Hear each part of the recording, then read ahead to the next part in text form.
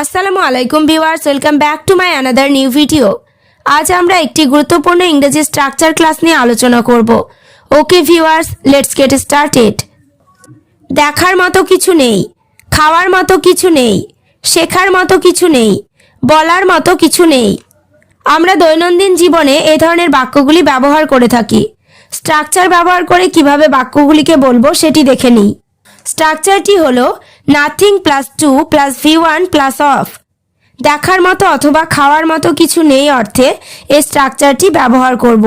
এবার আমরা কয়েকটি এক্সাম্পল দেখে নেব। দেখার মতো কিছু নেই, নাথিং টু সি অফ। এখানে নাথিং মানে কিছু নেই, টু সি মানে দেখার। নাথিং টু সি অফ মানে দেখার মতো কিছু নেই। নেক্সট, খাওয়ার মতো কিছু নেই, নাথিং টু ইট অফ। এখানে টু ইট মানে খাওয়ার, শুধু ভার্ব চেঞ্জ করলেই হবে। নাথিং টু ইট অফ মানে খাওয়ার মতো কিছু নেই। নেক্সট, শেখার মতো কিছু নেই, নাথিং টু লার্ন অফ।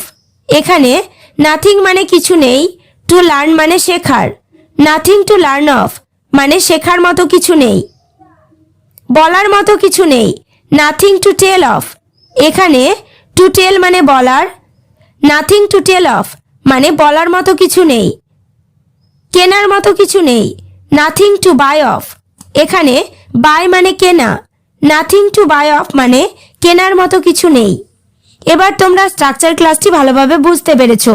তাহলে দেখানোর মতো কিছু নেই, বোঝানোর মতো কিছু নেই, এই বাক্যগুলি ইংরেজিতে কি হবে কমেন্ট করো।